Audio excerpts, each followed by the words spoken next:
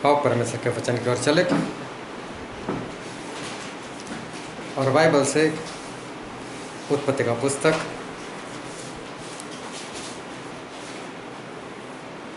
इसका 3रा अध्याय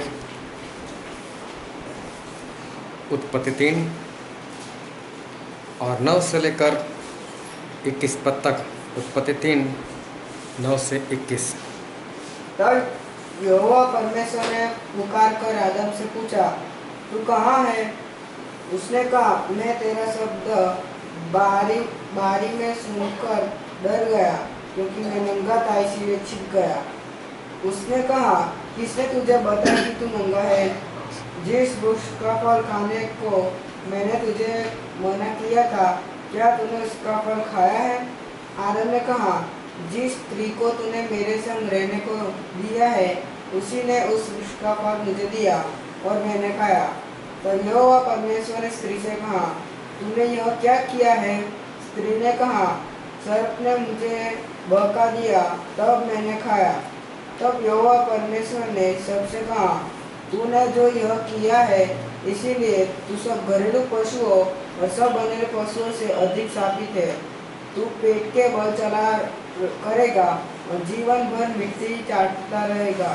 और मैं तेरे और इस स्त्री के बीच में और तेरे वंश और इसके वंश के बीच में बैर उत्पन्न करूंगा।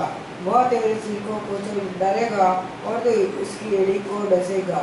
फिर स्त्री ने उससे कहा, मैं तेरी पीड़ा और तेरे गर्भवती होने के दुख को बहुत बढ़ाऊंगा। तू पीड़ित होकर बालक उत्पन्न करेगी और तेरी लालसा तेरे पति की होगी और वह मुझ पर प्रभुता करेगा।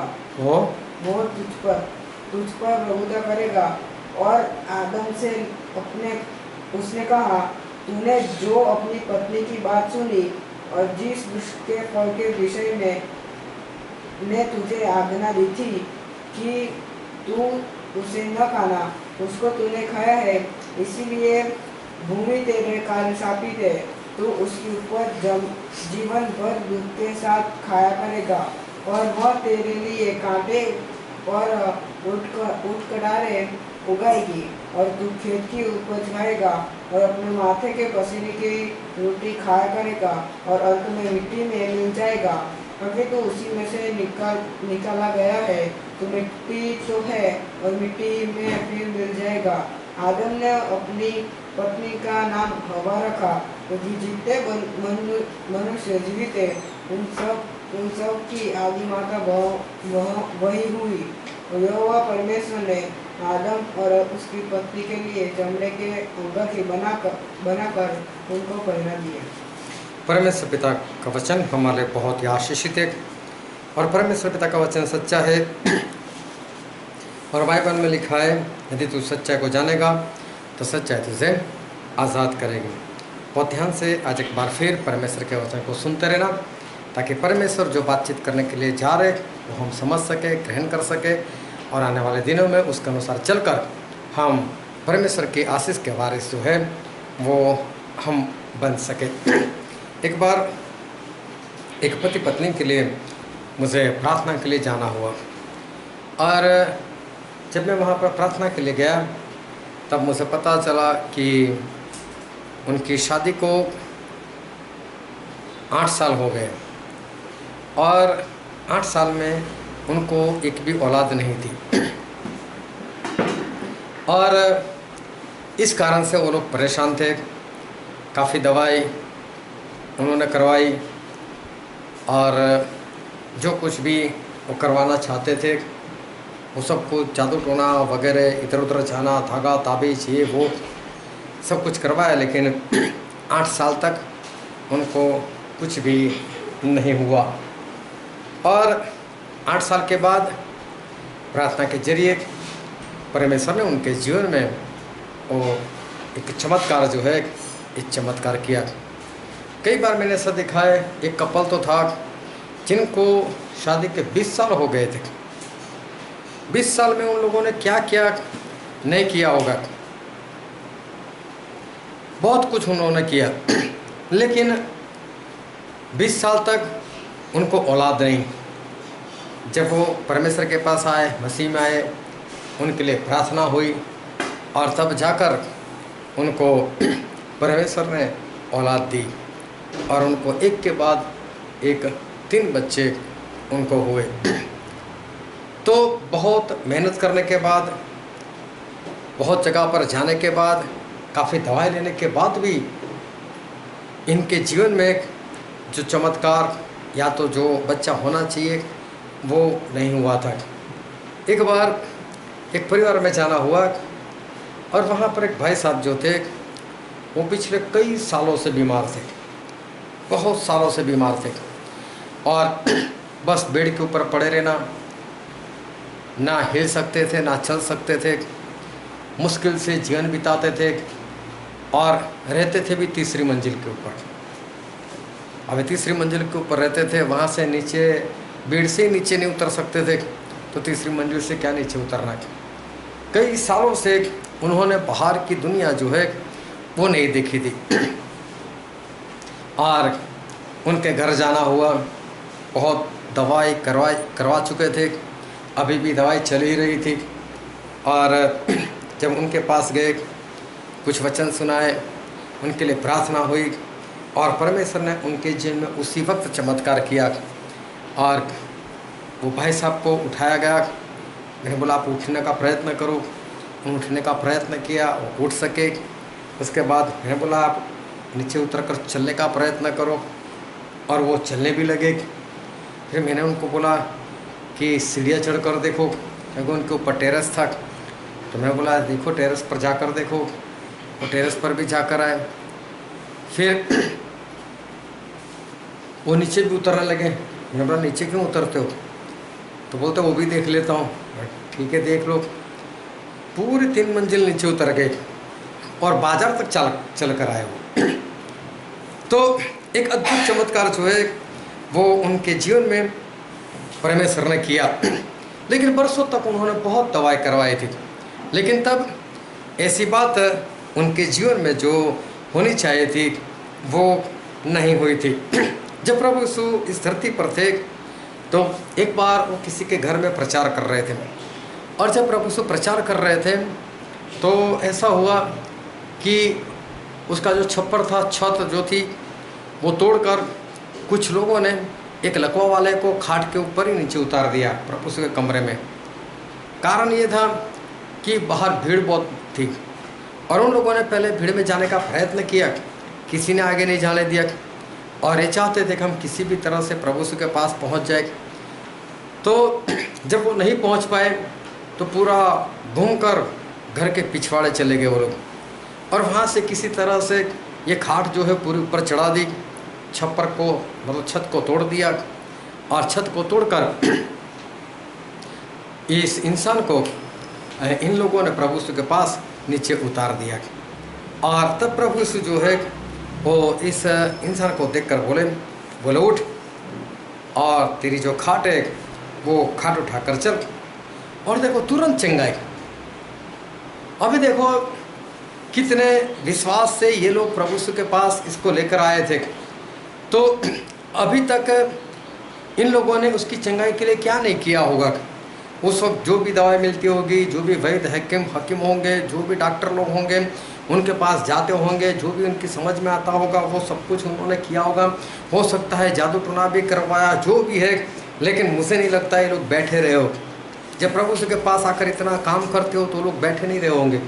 इसकी हालत भी कुछ ऐसी थी कि पेशाब जाना हो तो भी नहीं जा सकता, टॉयलेट जाना हो तो भी नहीं जा सकता, सब कुछ कपड़े के अंदर वो करता होगा और लोग उसकी सफाई करते होंगे। और इसकी जो हालत थी वो काफ़ी बेबस और लाचारी में इसकी हालत थी।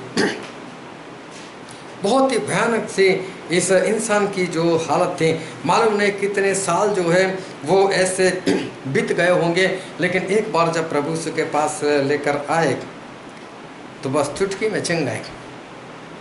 ये लोग मालूम नहीं कितने साल तक इधर उधर भागे होंगे, लेकिन जब प्रभु यीशु के पास आए तो बस चुटकी में उसको चंगाई मिल गई। एक बार प्रभु यीशु और उनके चेले जा रहे थे और जो बैतसैदा नाम की जगह थी वहाँ से जब गुजर रहे थे और प्रभु यीशु के साथ किसी की बात हुई और लोगों ने बताया उनको कि ये एक ऐसी जगह है कि जहाँ पर एक स्वर्गदूत आता है और एक कुंड है पानी का, और वो उसमें का पानी हिलाता है, और जितने लोग उस कुंड के अंदर जो सबसे पहले उसमें डाय लगाता है उसको चाहे जो भी बीमारी है उसको चंगाई मिल जाती है। और प्रभु को किसी ने बताया कि यहाँ पर एक इंसान जो है वो 38 साल से वो बीमार पड़ा है। अभी देखो 38 साल से बीमार, 38 साल से एक ही आस में कि मुझे चंगाई मिल जाएगी। 38 साल से एक ही जगह पर प्रभु ने उसको पूछा कि क्या तू चंगा होना चाहता है? वो बोलता है कि हाँ प्रभु मैं चाहता हूँ, लेकिन जब पानी हिलता है तब मेरे पास ऐसा कोई नहीं जो मुझे उठाकर उसमें पहले डाल दे। इसका मतलब इसके सारे परिवार वाले रिश्तेदार वाले इसको छोड़कर चले गए थे, इसके पास कोई नहीं था। मालूम नहीं 38 साल से इसका गुजारा कैसे चलता होगा। हो सकता है उसके घर वाले वक्त वक्त पर आकर खाना दे जाते हो। ये भी जब हिल नहीं पाता था तो पेशाब वगैरह कैसे जाता होगा। सोचो उसकी हालत कैसी होगी। सब कुछ कपड़ों के अंदर बदबू मारता होगा। हो सकता है कोई उसको साफ कर कर जाता हो ना जाता हो, मुझे नहीं मालूम, लेकिन इतना पता चलता है कि इंसान खुद से कुछ भी नहीं कर सकता था। 38 साल से उसकी ऐसी हालत थी। 38 साल से उसको किसी भी तरह की जो चंगाई होनी चाहिए उसके जीवन में नहीं थी। बहुत कुछ चंगाई के लिए किया होगा लेकिन कुछ भी इसके जीवन में नहीं हुआ था, और अभी भी चंगाई की आस में ही इस जगह पर बैठा था कि कभी तो मेरा नंबर लग जाए, कभी तो मेरा नंबर लग जाए, लेकिन ऐसा नहीं हुआ था। और जैसे ही प्रभु यीशु आए बोले उठ, अपने खाट उठाकर चल, और तुरंत ये इंसान जो है वो खाट उठाकर चलने लगा।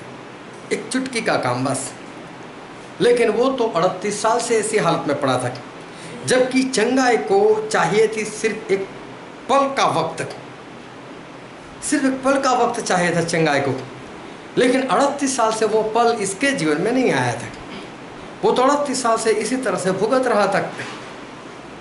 एक बार प्रभु यीशु उनके चले जा रहे थे तो एक अंधा मिला जो जन्म से अंधा था। 20 साल से ज़्यादा उम्र का था वो, और प्रभु यीशु उसके पास गए और प्रभु यीशु ने देखा कि ये तो अंधा है। तो देखो जन्म से अंधा था, तो एक तो लोगों को मानना ऐसा है कि जो जन्म से अंधा हो ना उसके लिए कुछ भी नहीं हो सकता। आजकल ज्ञान बढ़ चुका है। आजकल जन्म से जो अंधा होता है ना उसका भी ऑपरेशन करवा कर दूसरे की आंख डालकर हो सकता है उसको रोशनी मिले। लेकिन जन्म से अंधा होता है तो लोग आस छोड़ देते हैं। हम बहुत ऐसे अंधे लोगों को देखते हैं रोड पर। अभी ये भी इंसान जो था वो जन्म से अंधा भीख मांगता था, और प्रभु यीशु उसी के पास गए। अभी मालूम नहीं इन लोगों ने कहीं पर भाग दौड़ की है नहीं की है, या तो हो सकता है इन लोगों ने तो आस ही छोड़ दी, तो जन्म से अंधा पैदा हो तो इसका तो कुछ हो ही नहीं सकता, जो भी है। लेकिन इसकी हालत जो थी कुछ इस तरह की थी। प्रभु यीशु वहाँ पर गए, और प्रभु यीशु ने वहाँ पर जाकर चिकड़ किया, और चिकड़ कर कर उसकी आंखों के ऊपर लगाया, और उसको बोला कि जा तू सिलोआ जा, और वहाँ जो कुंड है वहाँ पर आंखें धो ले, तुझे चंगाई मिल जाएगी। और देखो ये इंसान वैसे ही गया, उसने अपनी आंखों को धोया, और देखो उसको छुटकारा मिल गया। अरे मालूम नहीं वो जगह कितनी दूर थी, लेकिन मुझे नहीं लगता कि वो ज़्यादा दूर हो, वो वहीं आसपास में ही जगह होगी। और इंसान जो है वो तो देखने लग गया। तो परमेश्वर जो है वो परमेश्वर चुटकी बजाने तक, मतलब एक पल में जो है वो अपना काम जो है वो पूरा कर सकते। लेकिन ये जो इंसान था तो बरसों तक वो तो अंधा रहा, जबकि चंगाई में कुछ ही वक्त चाहिए था, लेकिन अभी तक उसको चंगाई नहीं मिली थी। जब प्रभु यीशु आए तो इसका काम जो था वो हो गया। एक स्त्री थी जिसको 12 साल से लहू बहता था। 12 साल बाइबल में तो उसके बारे में लिखा है कि 12 साल वो बहुत वैद्य लोगों के पास गई थी, 12 साल उसके पास जितने भी पैसे थे सारे उसने वैद्य के पीछे खत्म कर दिए थे। जितना भी था सब कुछ खत्म हो गया। इसका मतलब 12 साल से चंगाई के लिए मारी मारी इधर उधर फिरती थी। कभी कोई बोलता होगा ये हकीम नहीं अच्छा है, ये वैद्य अच्छा नहीं है, ये वाला वैद्य बहुत अच्छा है, वहाँ भागती होगी। लेकिन 12 साल से इसको चंगाई नहीं मिली थी। एक बार सब कुछ खत्म हो जाने के बाद अभी भी चंगाई के लिए भाग रही, लेकिन अभी मुफ्त में चंगाई कहाँ मिलेगी। और तभी यीशु मसीह के बारे में उससे सुना और एक बार भीड़ में आ भी गई और आकर पीछे से प्रभु यीशु के पल्लू को ऐसे छू लिया और उसको तुरंत जो चंगाई है वो चंगाई उसको मिल गई। देखो, एक चुटकी बजाने का वक्त और चंगाई जो है वो मिल जाए। लेकिन इन सभी के जीवन में बरसों लग गए। चंगाई आते आते आते बरसों लग गए, जबकि चंगाई जो थी वो बहुत ही आसान थी। लेकिन आज तक इनसे क्यों नहीं हो रहा? बहुत ध्यान से समझना इस बात को कि चंगाई जब इतनी आसान थी इनसे हो क्यों नहीं रहा था? क्या ये सारे अविश्वासी थे? क्या ये लोग कभी परमेश्वर को प्रार्थना नहीं करते होंगे? ये तो इज़राइल में रहते थे, ये तो जिंदा परमेश्वर को मानने वाले लोग थे।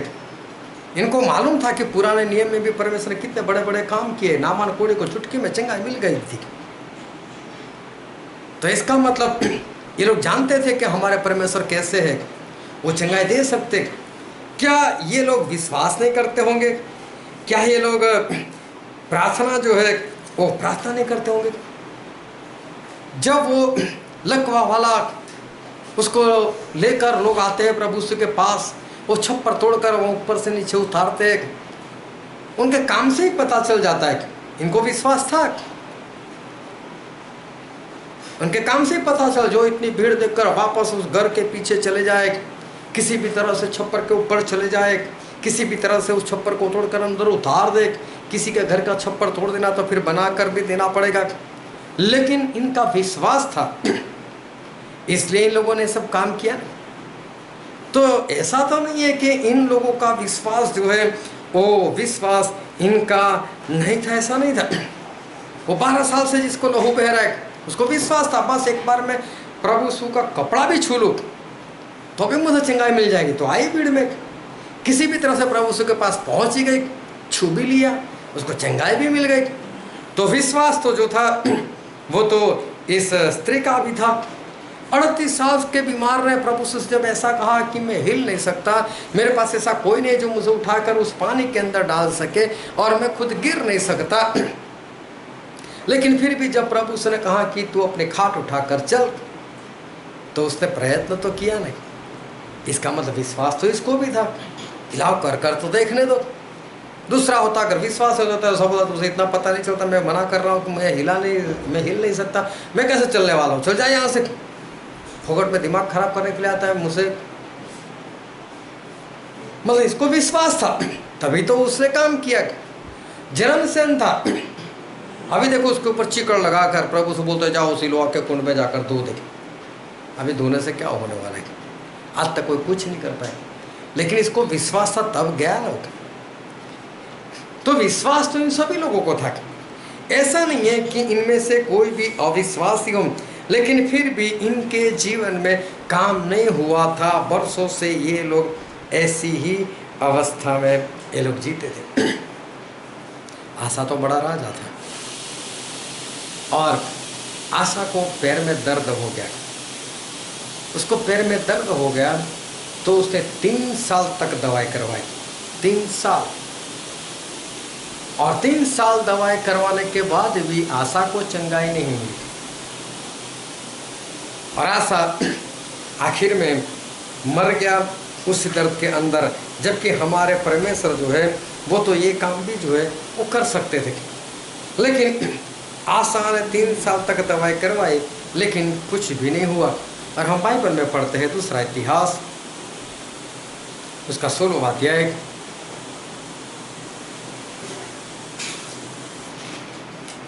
और पढ़ो तो 11 पद।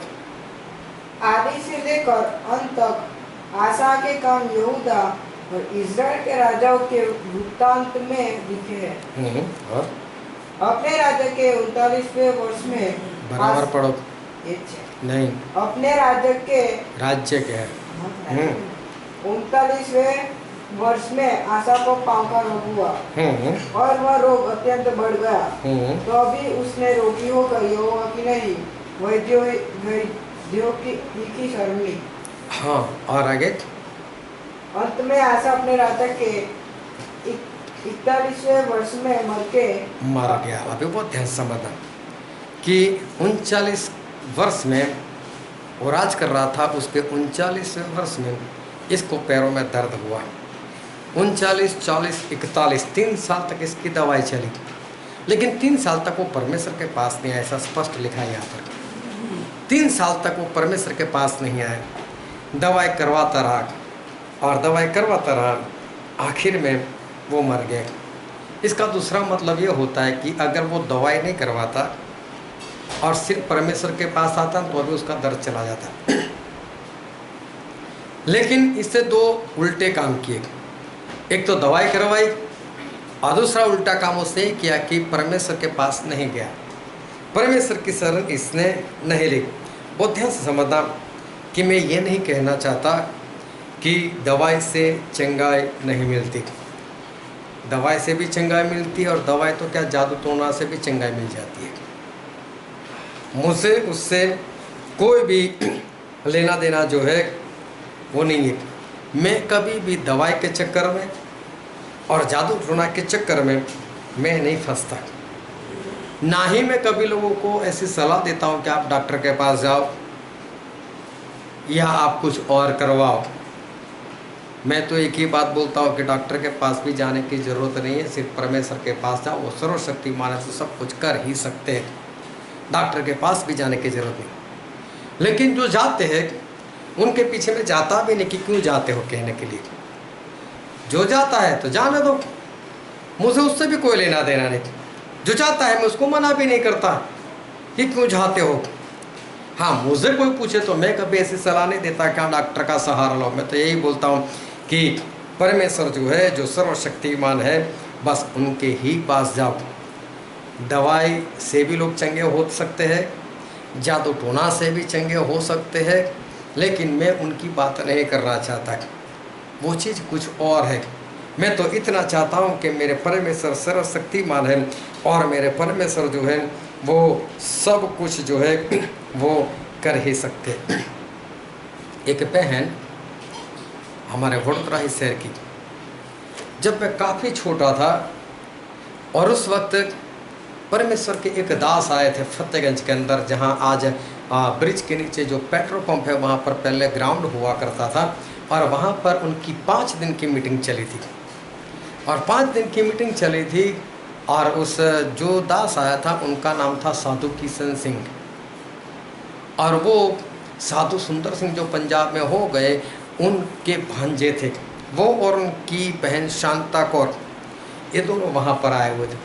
और तब ये बहन जो थी वो बीमार हुई थी, किस कारण से मुझे नहीं मालूम, मैं तो काफ़ी छोटा था। और उस वक्त उसको सयाजी हॉस्पिटल में SSG में उसको एडमिट कर दिया गया था। उस वक्त वहाँ पर कुछ चमत्कार हुए उस मीटिंग के दौरान, और इस बहन के पिता ने देखा तो उसने उस साधु किशन सिंह को रिक्वेस्ट की कि क्या आप मेरे साथ SSG अस्पताल आ सकते हो, और वो गए उनके साथ। और वहाँ पर उन्होंने भी उस बहन के लिए प्रार्थना की, लेकिन वहाँ पर कोई चमत्कार नहीं हुआ। उसके बाद तकरीबन 32 से 34 साल तक वो जो बहन जो थी वो कोमा में ही रही। उसके माता पिता उसकी देखभाल करते रहे, दवाएं देते रहे, लेकिन 32 से 34 साल तक। जब उसकी बीमारी का 28वां साल चल रहा था, तब मैं लोगों के लिए प्रार्थना करना मैंने शुरू कर दिया था, और उन लोगों ने एक बार मुझे भी बुलाया प्रार्थना करने के लिए। मैं भी गया, कुछ चमत्कार नहीं, कुछ भी नहीं। और आखिर में वो बहन जो है वो मर गई। तकरीबन 32-34 साल से दवाई लेने के बाद बड़े बड़े लोगों ने उनके लिए प्रार्थना की, तो भी उनके जीवन में कुछ भी नहीं हुआ। और आखिर में ये जो बहन जो थी वो बहन आखिर में खत्म हो गई। जो परमेश्वर एक पल में चुटकी बजाने में काम कर सकते हैं, लेकिन यहाँ पर ये जो बहन जो थी वो आखिर में 32-34 साल दवाई लेने के बाद वो आखिर में मर गई। बहुत ध्यान से आज परमेश्वर के वचन जो है उसको सुनते रहना कि बाइबल में बहुत सारे वचन जो है, बहुत सारे आशीष के वचन जो है वो हमारे परमेश्वर ने दिए हुए हैं। और कुछ वचन हम पढ़ना चाहते हैं। लेवी का पुस्तक उसका 26वां अध्याय और उसका 5वां पद पढ़ो तो। लेवी 26 और उसका 5वां पद। यहाँ तक कि तुम दाख तोड़ने के समय भी दावनी करते रहोगे और बोने के समय भी भर पेट दाख तोड़ते रहोगे, और तुम मनमानी रोटी खाया करोगे और अपने देश में निश्चित बसे रहोगे। हाँ, यहाँ पर परमेश्वर ऐसा कहना चाहते हैं कि हर फल का है ना एक वक्त होता है। अभी दाख अंगूर जो है ना वो भी मिल रही है, भरपूर से मिल रही है, लेकिन समझ लो मई महीना समझो आखिरी समझो, अभी आम की सीजन चल पड़ी है। अभी लॉकडाउन की वजह से सब कुछ इधर उधर चल रहा है, लेकिन अभी तो आम खाने का वक्त है। और धीरे धीरे ये जो अंगूर है ना वो मिलना बंद हो जाएगी, तो ख़त्म हो जाएगी। फिर जून महीना आएगा, फिर जुलाई आएगा, उसके बाद आम भी चली जाएगी, फिर आम भी नहीं मिलेगा, फिर कुछ और फल। हर फल का एक वक्त होता है, उसकी रुत होती है। प्रभु उस अंजीर के पास गए थे और बाइबल में लिखा है अंजीर के फल का वक्त नहीं था। सभी फलों की एक रुत आती है, उसमें वो फल मिलता है। लेकिन परमेश्वर ऐसा बोलते मैं तुम्हें इतनी आशीष दूंगा, मैं तुम्हें इतनी आशीष दूंगा कि बोले आपके वहाँ जो दाख बारी लगाओगे, अंगूर की बारी लगाओगे, तो बोले अंगूर आपके ऊपर होते रहेंगे, आप तोड़ते रहोगे। कब तक तोड़ते रहोगे? तो बोले दूसरी बार जब अंगूर लगना शुरू हो जाए तब तक तो आपका तोड़ना ही चलता रहेगा। इसका मतलब क्या है? परमेश्वर बोलते हैं कि 12 महीने आपको अंगूर मिलते रहेंगे। परमेश्वर ये कहना चाहते हैं मैं तुम्हें ऐसे फल दूंगा कि जो पेड़ आपके पास होंगे, आपके खेत में होंगे, आपके घर में होंगे, उसको 12 महीने ही फल मिलेंगे, उसकी कोई सीजन नहीं होगी। आप इतना उसको तोड़ोगे, इतना तोड़ोगे, लेकिन फिर भी नए नए आते ही रहेंगे और आप खाते ही रहोगे। बोले ये परमेश्वर की ओर से हम इंसान लोगों को मिली हुई एक आशीष है। फिर निर्गमन में लिखा है, निर्गमन उसका 15 अध्याय और 26वां पद।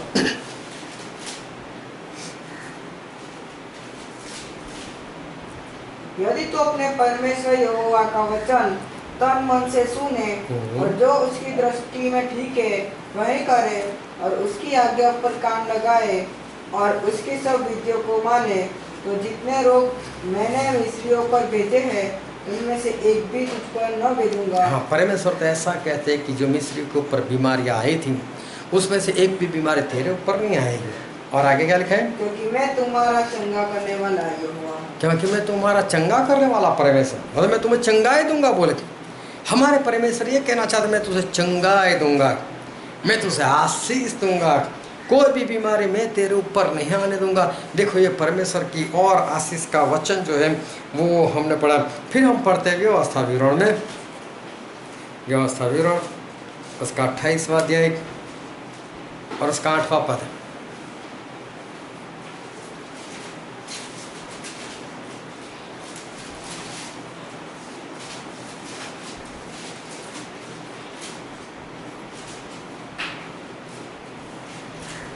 व्यवस्था विवरण 28 का 8। तेरे खत्तों पर और जितने कामों में तू हाथ लगाएगा उन सबों पर यहोवा आशीष देगा। परमेश्वर बोलता तू जिसमें भी हाथ लगाएगा उसमें परमेश्वर आशीष देंगे। इसलिए जो देश तेरा परमेश्वर यहोवा तुझे देता है उसमें वो तुझे आशीष देगा। हाँ, बोले जिसमें भी तू हाथ डाले, मतलब ऐसा नहीं कि ये काम मुझे आता मैं इसमें हाथ डालूं और मैं आशीष दूँ। तुझे नहीं भी आता ना फिर भी डाल दे हाथ। लेकिन परमेश्वर बोलते तू किसी में भी निष्फल नहीं होगा, असफल नहीं होगा। मैं तुझे हर बात में, हर काम में मैं तुझे आशीष ही, परमेश्वर बोलते मैं तुझे दूंगा।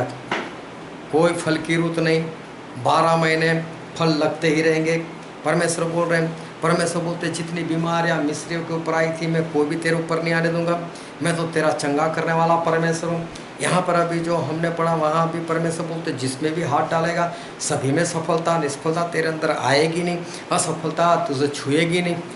ये परमेश्वर की ओर से सफलता का आशीष वो परमेश्वर ने हमको दिया हुआ है। फिर आगे पढ़ो उसका 13वां पद।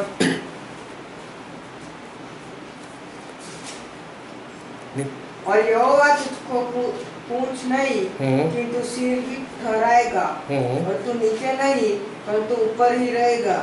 यदि परमेश्वर यहोवा की आज्ञा है जो मैं आज तुझको सुनाता हूँ, तू उनके मानने में मन लगाकर चौकसी करे।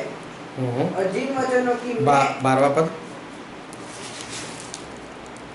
यहोवा तेरे लिए अपने आकाश रूपी उत्तम भंडार को खोलकर तेरी भूमि पर समय पर मेघ बरसाया करेगा, और तेरे सारे काम पर आशीष देगा, और तू बहुत तेरी जातियों को उधार देगा। हाँ, तू बहुत जातियों को उधार देगा, लेकिन परंतु किसी से तुझे उधार लेना न पड़ेगा। लेकिन तुझे किसी से उधार नहीं लेना पड़ेगा। ये परमेश्वर की आशीष है। बहुत ध्यान समझो कि परमेश्वर बोलते कि तुझे उधार नहीं लेना पड़ेगा, ये भी परमेश्वर के आशीष है। और साथ में परमेश्वर ने तो हमें आज्ञा भी दी है। हम पढ़ते हैं रोमन इसका 13वां अध्याय, रोमन 13 और उसका 8वां पद। आपस के प्रेम को छोड़ और किसी बात में किसी के कर्जदार न हो। हाँ, परमेश्वर बोलते किसी के कर्जदार ना बनो, प्रेम के सिवा किसी के कर्जदार मत बनो, मतलब कि उधार किसी से मत लो। ये तो आज्ञा भी है हमारी, एक तो आज्ञा भी है और दूसरी परमेश्वर की ओर से आशीष भी है कि तुझे उधार नहीं लेना पड़ेगा, लेकिन तू बहुत लोगों को उधार देगा। लेकिन होता कैसा है मालूम है, लोग प्रार्थना विनती देते हमारे लिए प्रार्थना करना ना, हमारे लोन पास हो जाए, ये तो उधार है। और उधार के लिए लोग प्रार्थना करवाते हैं, जबकि परमेश्वर बोलता है तो उसे उधार लेने की जरूरत ही नहीं पड़ेगी, उधार लेने की जरूरत नहीं पड़ेगी। ये परमेश्वर की आशीष है। लेकिन लोग लोन जब पास हो जाती है ना तो खुश हो जाते हैं, उनको ऐसा लगता है ये हमारी आशीष है, लोन जो है वो आशीष है। और मालूम ये आशीष 15-15, 20-20 साल तक चलती है।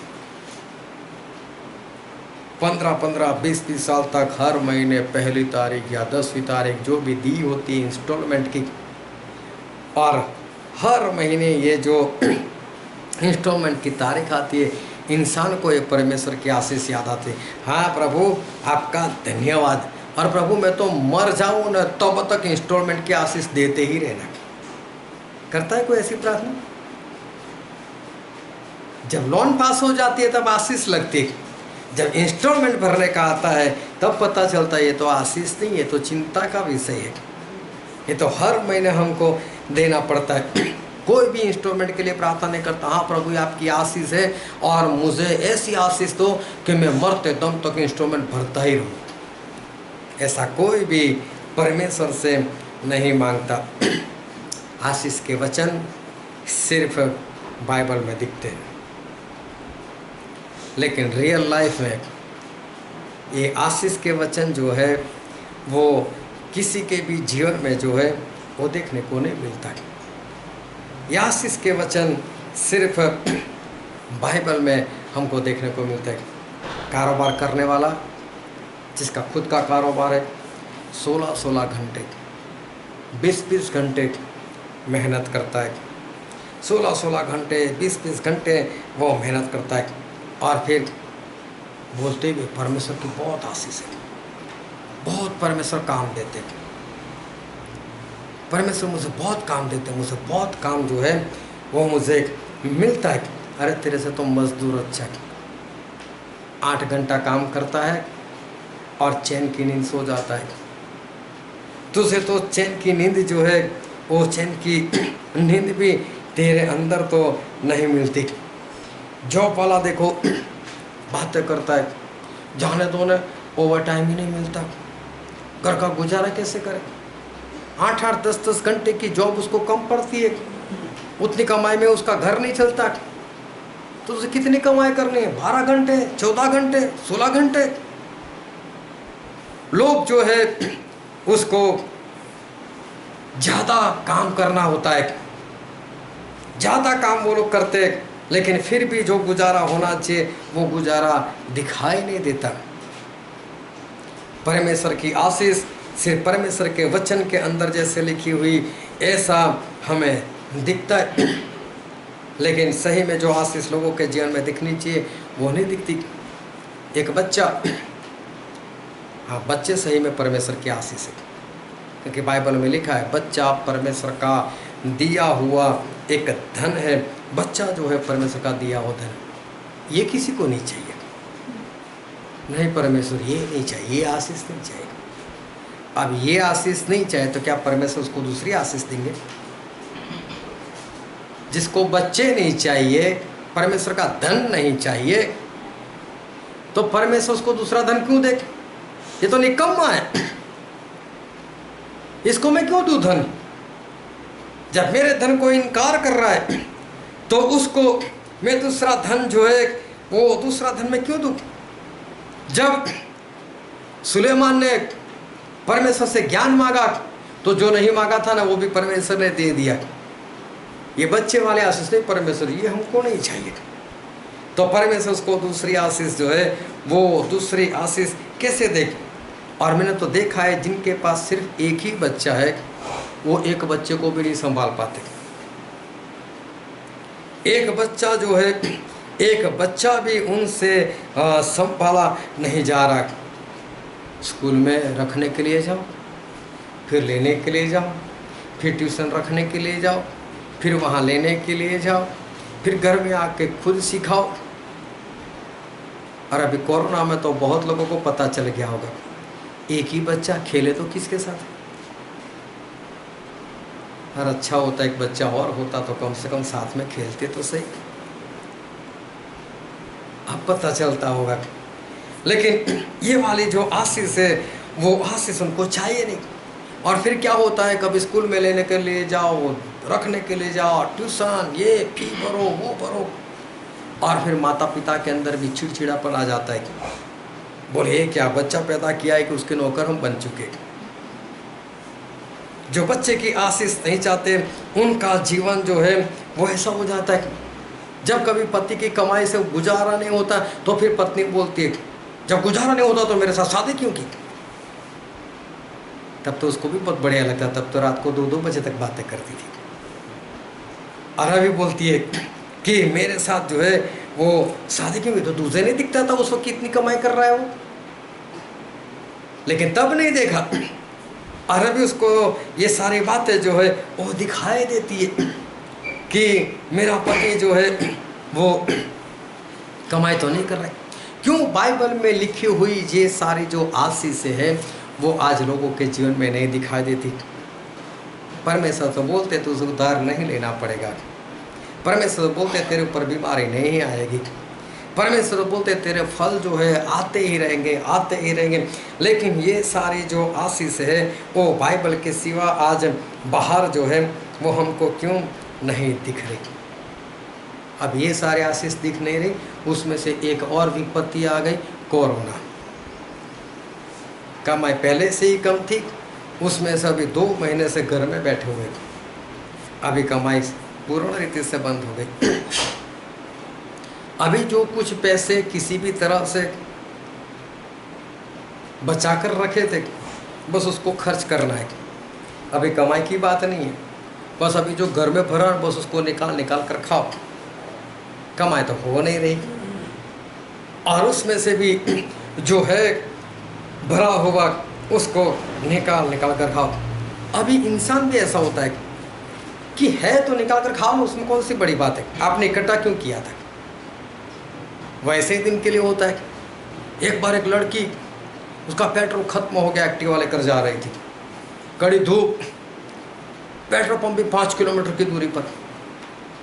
बेचारी धक्का मार कर पसीने से पूरी लथपथ हो गई और वहाँ पर पहुँची और एक्टिवा की जो सीट ऊंची करते हैं ना, तब वहाँ पर टंकी होती है। वहाँ जाकर उसने जब सीट को ऊंचा किया तो वहाँ पर पेट्रोल से भरी हुई बोतल थी।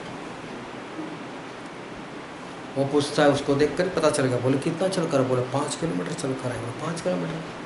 तो बोले बोतल में तो था पेट्रोल। बोले नहीं, ये तो इमरजेंसी के लिए रखा है। अभी इमरजेंसी क्या है वही नहीं मालूम। अभी कोरोना इमरजेंसी निकाल कर खाओ ना, उसमें कौन सी अभी कौन सी फिक्र करते हो? मतलब और भी विपत्ति का इंतजार कर रहे हो? नहीं, ये पैसों वो विपत्ति में काम लगेंगे। अरे निकाल कर खाया करो मेरे भाई, है तो निकाल कर खाया करो। और कौन सी इमरजेंसी जो है वो उसका इंतजार हमें करना है। लोगों को पता नहीं चलता हम किस तरह से जीवन जी रहे। क्यों लकवा वाला वो बरसों से परेशान था? क्यों लकवा वाले को कहीं से चंगाई नहीं मिली थी, जबकि चंगाई के लिए सिर्फ एक चुटकी का वक्त जो था वो होना चाहिए था बस। विश्वास भी तो था, प्रार्थना भी तो करता होगा, लेकिन सोचो उसकी हालत कैसी होगी जो उठ नहीं सकता, बैठ नहीं सकता, पेशाब अंदर करता होगा, टॉयलेट अंदर करता होगा, कितना गंदा, लोगों को साफ कर रहा है, घर वाले भी गाली बोलते होंगे, उठना हमको भुगतना पड़ता है। मालूम नहीं इसकी हालत जो है वो कैसी होगी। लेकिन एक वक्त जब प्रभु यीशु आए तब तो उसको चंगाई मिल गई। कितना वक्त उसने इस तरह से निकाला होगा, कितनी दवाई उसने ली होगी, लेकिन कहीं पर भी कोई रिजल्ट नहीं आया था। क्यों? लकवा वाले की हालत ऐसी थी, बहुत ध्यान समझना। और हालत ऐसी थी, इसका कारण था, हम बाइबल में पढ़ते मत्ती उसका 9वां अध्याय उसका 1 और 2 पद। फिर वह नाव पर चढ़कर पार गया और अपने नगर में आया, और देखो कई लोग लकवा के एक रोगी को खाट पर रखकर उसके पास लाए। यीशु ने उनका विश्वास देखकर उस लकवे के रोगी से कहा, लकवे के रोगी से प्रभु ने ऐसा कहा, हे पुत्र, ढाढ़स बांध, तेरे पाप क्षमा हुए। तेरे पाप क्षमा हुए। इसका कारण था ये भुगत रहा था, उसका कारण था इसके पाप। पाप के कारण बरसों से इस इंसान को चंगाई नहीं मिल रही थी। चाहे कितनी भी दवाई ली होगी इसने, चाहे कितना भी कुछ करा होगा, लेकिन इस इंसान को लकवे से आराम नहीं, जबकि चंगाई तो चुटकी का काम था। बस एक प्रार्थना करो परमेश्वर से और परमेश्वर का सामर्थ्य आए और इंसान चंगा। लेकिन क्यों नहीं चंगाई मिल रही थी? क्योंकि उसने जो भी पाप किए थे ना, वो पाप के कारण भुगत रहा था। वो उसकी प्रार्थना सुनाई नहीं दे रही थी। चाहे कोई भी उसके लिए प्रार्थना कर रहा था तो उसकी प्रार्थना नहीं सुनाई दे रही थी। अपने पापों के कारण ये इंसान जो है वो भुगत रहा था। 38 साल से बीमार व्यक्ति प्रभु स्वाय एक पल में चलने लग गया, लेकिन 38 साल से भुगत क्यों रहा है? 38 साल से इसको चंगाई क्यों नहीं मिल रही? 38 साल में एक भी बार ऐसा क्यों नहीं हो किसी ने इसको उठाकर पहले ही डाल दिया उस पानी के अंदर? 38 साल में ऐसा क्यों नहीं हुआ कि ये खुद सबसे पहले गिर पड़ा हो? क्यों 38 साल से इंसान जो है भुगत रहा है? और बाइबल में लिखा है, हम पढ़ते यूहन्ना उसका 5वां अध्याय उसका 14वां पद।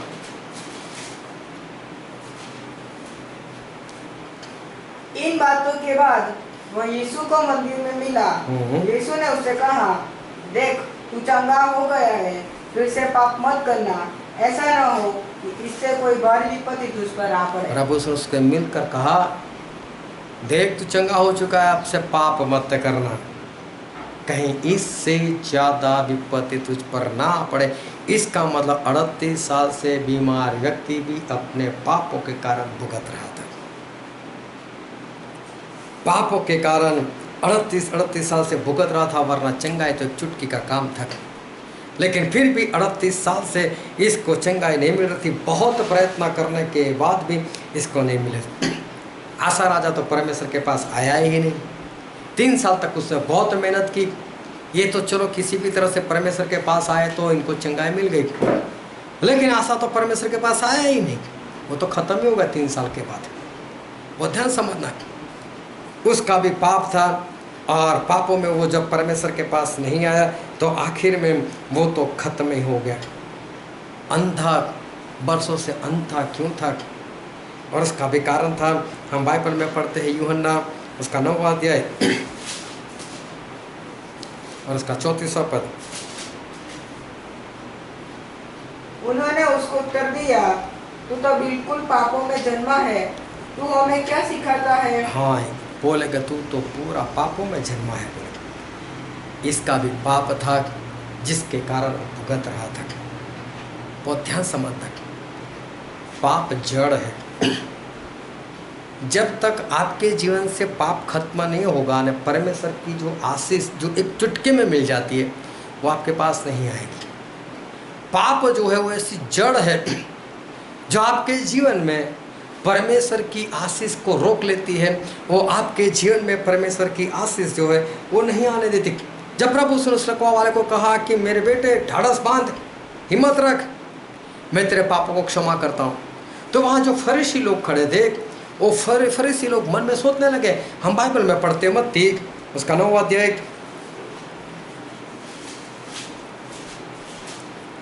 और पढ़ो 3 पद से। इस पर कई शास्त्रियों ने सोचा, यह तो परमेश्वर की निंदा करता है। यीशु ने उनके मन की बातें जानकर कहा, तुम लोग अपने अपने मन में बुरा विचार क्यों कर रहे हो? सहज क्या है? सहज क्या है? आसान क्या है? यह कहना, यह कहना तेरे पाप क्षमा हुए, तेरे पाप क्षमा हुए, या यह कहना उठ और चल फिर? उठ चल फिर। दोनों में से बोले आसान कौन सी चीज है? प्रभु से पूछते कि क्या आसान इसके पाप माफ करना है या आसान इसको बीमारी से चंगाई देना है? दोनों में से आसान क्या है? बहुत ध्यान समझना। भजन संहिता में लिखा है, भजन संहिता 103 और उसका 3 पद।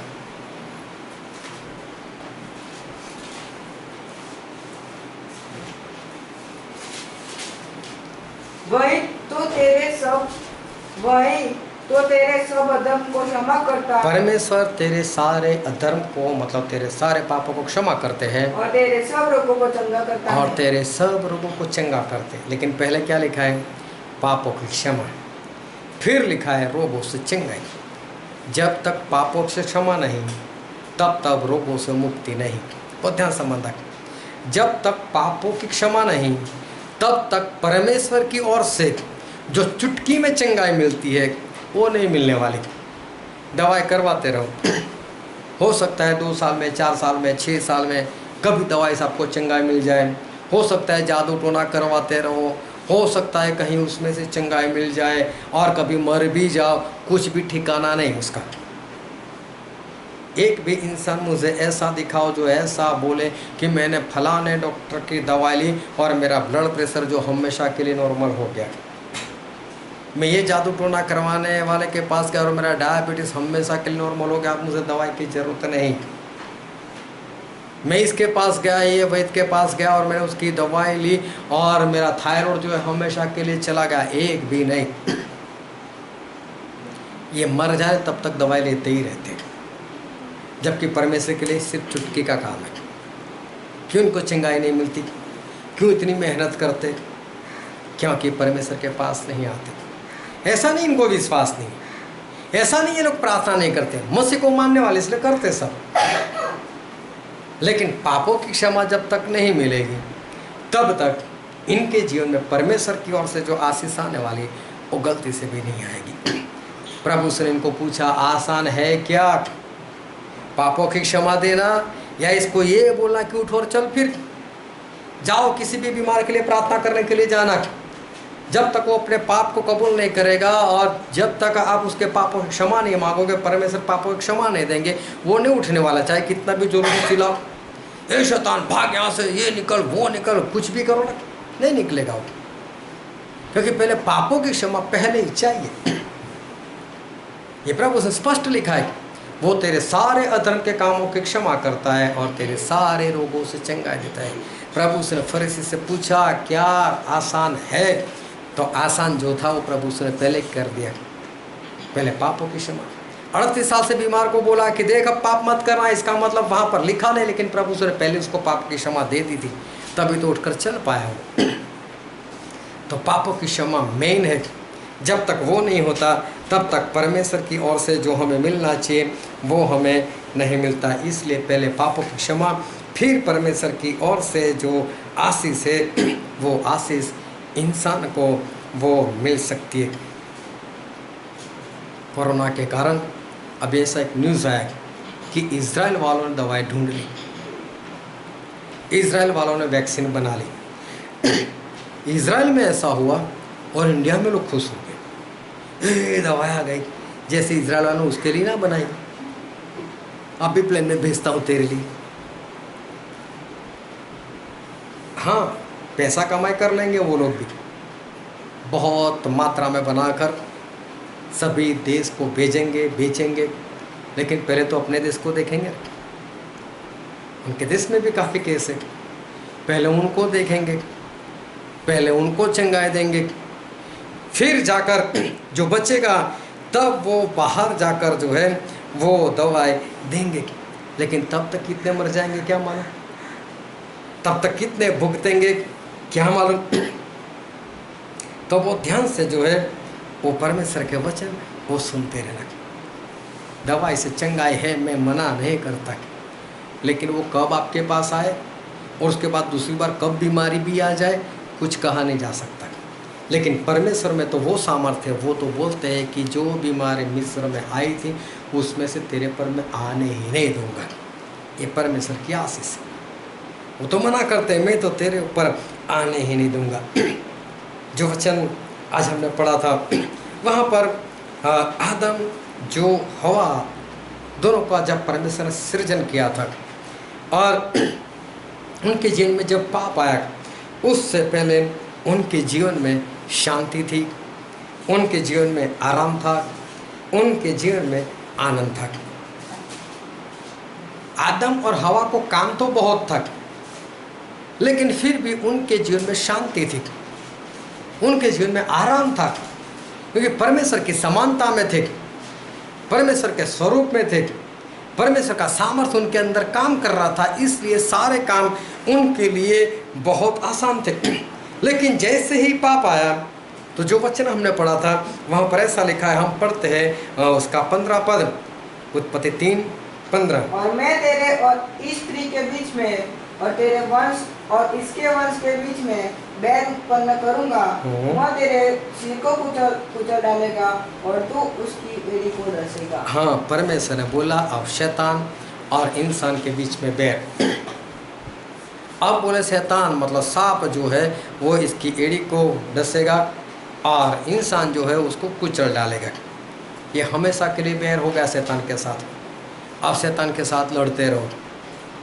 देखो, एक श्राप जो है वो इंसान के ऊपर आ गया, जब पाप आया तो लड़ाई आई। लेकिन परमेश्वर ने क्या बोला था, हम पढ़ते हैं उत्पत्ति उसका 32वां अध्याय और उसका 28वां पद।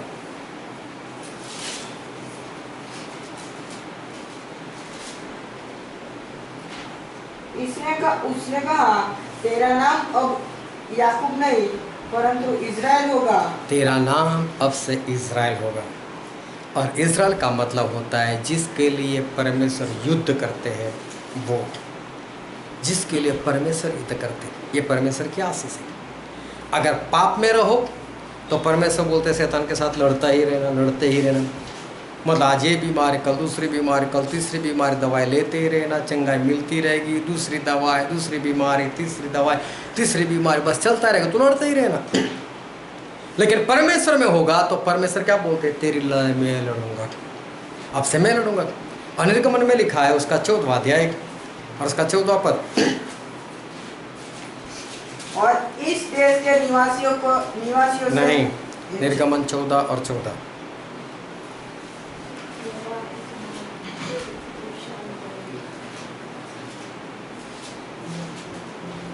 यहोवा आप ही तुम्हारे लिए लड़ेगा, इसीलिए तुम चुपचाप रहो। हाँ, तुम शांत रहो, परमेश्वर लड़ेंगे। ये परमेश्वर की आशीष।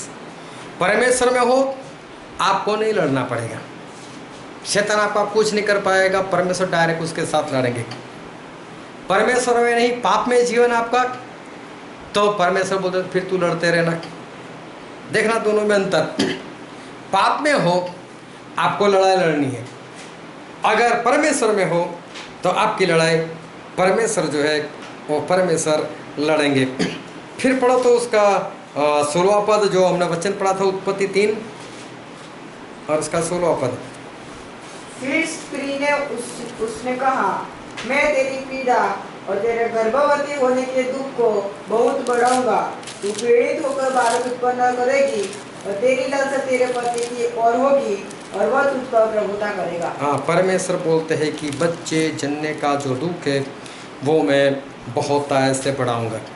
अगर इंसान जो है वो परमेश्वर में नहीं है तो समझो उस स्त्री को बहुत दुख उठाना पड़ेगा एक बच्चा जनने में। लेकिन अगर वो परमेश्वर में है तो परमेश्वर जो है उसकी ये जो पीड़ा है वो अपने ऊपर ले लेंगे, क्योंकि परमेश्वर ने क्या बोला है, यशाया उसका 53 और उसका 4था पद।